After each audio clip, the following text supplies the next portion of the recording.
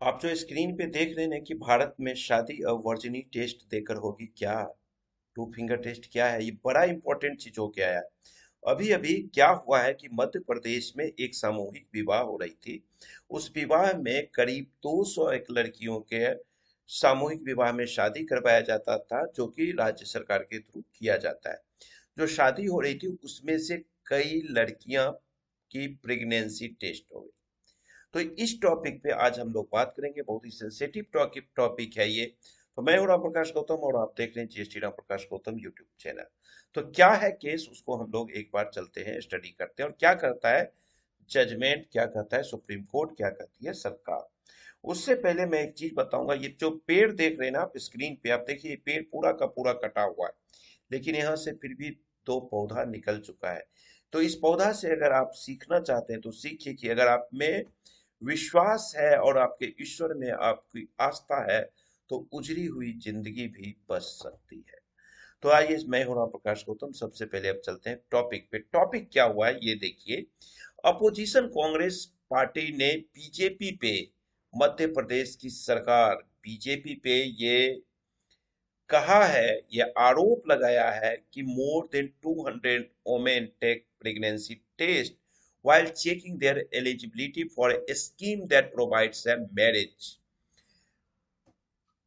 मध्य प्रदेश सरकार पे अपोजिशन की पार्टी कांग्रेस पार्टी ने यह आरोप लगाया कि जब आप शादी करवा रहे थे सामूहिक विवाह मुख्यमंत्री के फंड से, उसमें आपने प्रेगनेंसी टेस्ट करवाया, क्या ये सच है?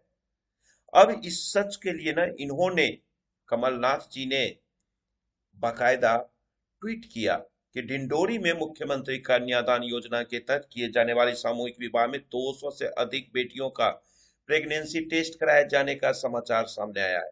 मैं मुख्यमंत्री से जानना चाहता हूं कि क्या यह समाचार सत्य है। यदि यह समाचार सत्य है तो मध्य प्रदेश की बेटियों का ऐसा घोर अपमान किसके आदेश में किया गया? क्या मुख्यमंत्री की निगाह में गरीब और आदिवासी समाज की बेटियों का कोई मान मर्यादा नहीं है? शिवराज सरकार में मध्य प्रदेश पहले ही महिलाओं के साथ दुर्व्यवहार के मामले में देश में अव्वल है। मैं मुख्यमंत्री से मांग करता हूं कि पूरे मामले की निष्पक्ष और उच्च स्तरीय जांच कराएं और दोषी व्यक्तियों को कड़ी से कड़ी सजा दें। बीजेपी कहां चुप होने वाली थी? उसने भी कहा, उसने भी इसके अगेंस्ट क्या बोलता है अपने बचाव में।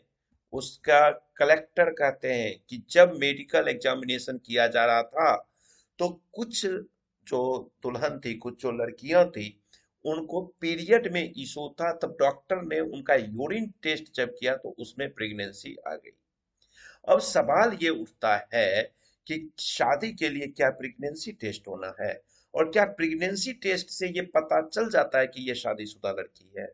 अब ये स्कीम क्या है देखिए। ये जो मुख्यमंत्री कन्यादान योजना है, ये मुख्यमंत्री कन्यादान योजना में क्या होता है कि 55,000 रुपया मिलता है।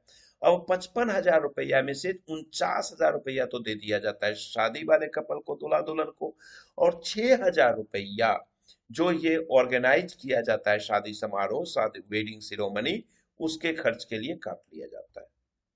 49,000 रुपीज दिया जाता है।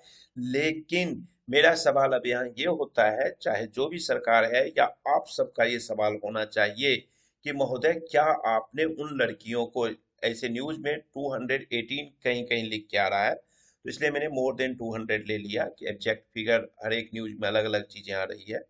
तो मेरा कहना है कि मान्यवर, क्या आपने उन लड़कियों को बताया था कि आपका प्रेगनेंसी टेस्ट भी होगा?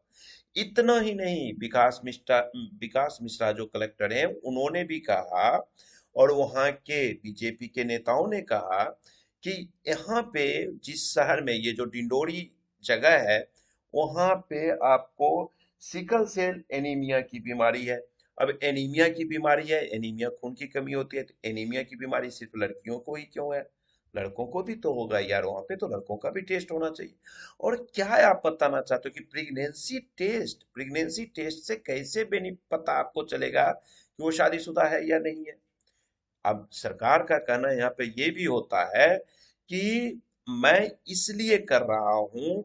यहाँ पे देखिए, यहाँ पे जो ये प्रेगनेंसी टेस्ट हुआ है, इसमें सरकार का कहना ये भी हो रहा है कि कुछ लोग ये 55,000, ये 55,000 रुपीज को पाने के लिए, यानी 49,000 जो उनके अकाउंट में जाएगा, इस 49,000 को पाने के लिए शादीशुदा कपल भी, मैरिड कपल भी आकर के दोबारा शादी करते, इसलिए। अरे भैया, प्रेगनेंसी से क्या होता है? हो सकता है उस लड़की का, गौर से बात को समझिएगा, हो सकता है कि वो लड़की लिव इन रिलेशनशिप में हो, प्रेग्नेंट हो गई और अब वो शादी करना चाहती है, तो आप इससे प्रेगनेंसी से कैसे पता करते हैं? दूसरी बात, लड़की का ही क्यों, लड़का का क्यों नहीं टेस्ट आप करवाते? प्रेगनेंसी टेस्ट का क्या मतलब है? पहली बात। दूसरी बात, जो 5-10 जो भी लड़कियां इसमें प्रेगनेंसी टेस्ट में पॉजिटिव आई हैं जिनका रिपोर्ट, उनके लिए इन यहाँ पे क्या जिंदगी हो जाएगी, क्या लाइफ हो गई होगी वहां पे उनकी? कभी आप सोचे हैं? देखिए, ये आप कॉन्स्टिट्यूशन ऑफ इंडिया का आप अपमान कर रहे हैं। अब आप कहिएगा कि कुछ लोगों को कहना हुआ कि वहां पे वर्जिनिटी टेस्ट हुई है भैया, और वर्जिनिटी टेस्ट, अब आपका कहना होगा कि राम प्रकाश जी, ये pregnancy test, kit test, anaemia test और ये वर्जिनिटी टेस्ट कहाँ आ गई? तो वहां से कई लोगों की यह आवाज है कि वर्जिनिटी टेस्ट है। और वर्जिनिटी टेस्ट क्या है, ये समझ लीजिए। वर्जिनिटी टेस्ट में जो इंडिया में मोस्ट इंपॉर्टेंट माना जा रहा है, वो अभी के डेट में माना जाता है टू फिंगर टेस्ट। अब ये टू फिंगर टेस्ट होता क्या है? टू फिंगर टेस्ट जो होता है, ये मेडिकल प्रैक्टिशनर के द्वारा होता है। इसमें क्या होता है, जो एग्जामिनेशन में क्या किया जाता है कि जो फीमेल होती है उसके वेजिना में फिंगर डाला जाता है, और उससे पता चलता है कि she is habituated to sexual intercourse, कि क्या वो लड़की हैबिचुअल है फिजिकल रिलेशन बनाने के लिए, क्या वो इसकी आदत है।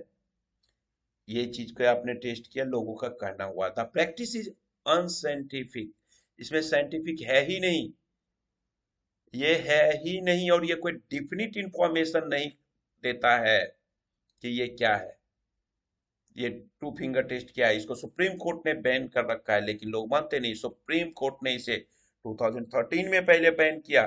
2013 में जब किया तो उसको नहीं लोगों ने माना।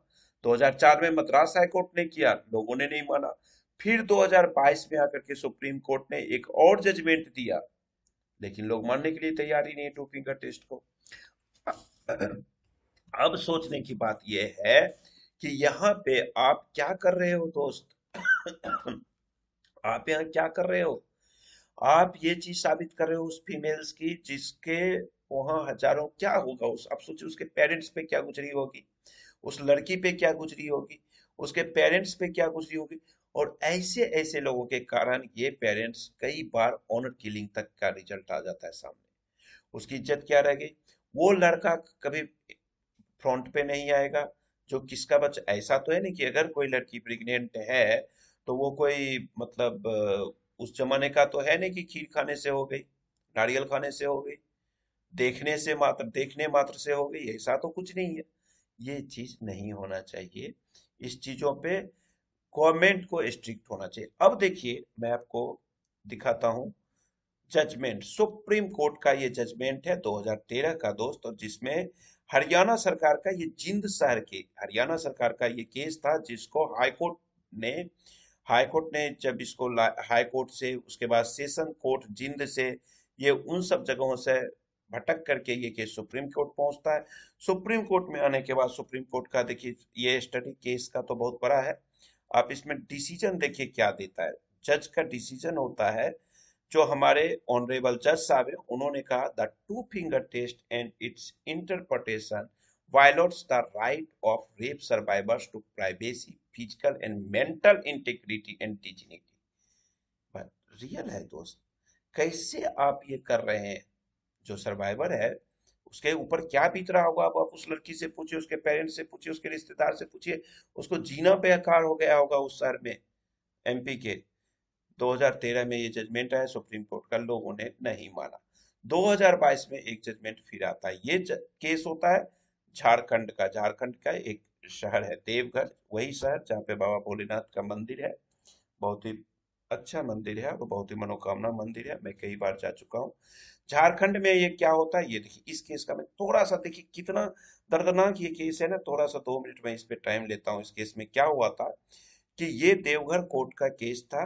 देवघर कोर्ट से जब सेशन जज ने इसको उम्र कैद दे दिया। तो ये बेचारा उछल उछल के, पैसा वाला पार्टी थी, आज पहुंची कहाँ पे? Supreme court. सुप्रीम कोर्ट का जजमेंट जानते हैं क्या था? वो भी मैं दिखाऊंगा लास्ट में। और पहले केस समझिए क्या होता है। इस केस में क्या होता है, कोई नारंगी नाम का गांव है वहां पे 7 नवंबर 2004 को जो है, वहां पे एक बंदा, the case of prosecution that respondent enter the house of the victim. जो विक्टिम है, जो लड़की है, नारंगी गांव में रहती है, वहां पे शाम में उसके घर घुसता है और घुस करके उसको ग्राउंड पे, जमीन पे पटक देता है और रेप उसका कर लेता है। रेप करने पे जब वो लड़की चिल्लाती है, बचाने के लिए किसी को बुलाती है, हल्ला करती है, तो जानते हैं क्या करता है वो बेवकूफ, वो जो बंदा है, रेपिस्ट, मतलब मैं क्या कहूँ आपको, वर्ड नहीं सही आ रहा है वीडियो पे बोलना।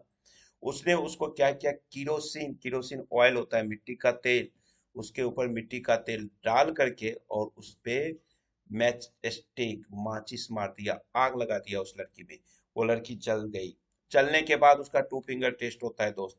टू फिंगर टेस्ट जब होता है तो देखिए क्या होता है उसमें, वो साबित करता है कि टू फिंगर टेस्ट का पॉजिटिव रिजल्ट आ जाता है कि वो 16-17 साल की लड़की थी। और उसको डॉक्टर की टीम ने, समुदाय ने, वहाँ के लोगों ने, हमारी कानून व्यवस्था के जो अधिकारी लोग हैं, उन लोगों ने प्रूफ कर दिया कि ये लड़की हैबिचुअल है सेक्सुअल की, और ये प्रेस्टिट्यूट है। वो लड़की की उम्र थी 16 साल, 16-17 साल। अब इस पे जज साहब का क्या, ऑनरेबल जज साहब ने क्या दिया judgement? Any person who conducts the two finger test और पर vaginal examination while examining a person alleged to have been subjected to a sexual assault in contravention of the direction of this court shall be guilty of misconduct। सीधा कहा गया भाई, to finger test कर ही नहीं सकते हो। तो इन तमाम चीजों के बाद भी अगर आप देखेंगे तो हमारे देश में क्या हो रहा है, कुछ भी सुनवाई नहीं है, कुछ भी नहीं। अरे भैया क्या कर रहे हो? जो करना था तुम्हें पहले कर लो। यहाँ पे लिख दो ये कि भैया जो भी यहाँ पे आओगे मुख्यमंत्री कन्यादान योजना में विवाह में फायदा लेने के लिए, सामूहिक विवाह में, उसको प्रेगनेंसी टेस्ट कराना होगा। एनीमिया के नाम पे, कुछ भी नाम पे चल रहा है। और चाहे मैं कहता हूँ गॉड करे कि ये झूठी खबर निकल जाए, ये गलत खबर हो, अच्छी बात है, लेकिन ये खबर निकली कहाँ से, इसको भी आपको तैयार करना चाहिए। वो जो बच्चे निकले हैं जिनका टेस्ट पॉजिटिव है, उनकी लाइफ क्या होगी? आप लिख दो ना गाइडलाइन में।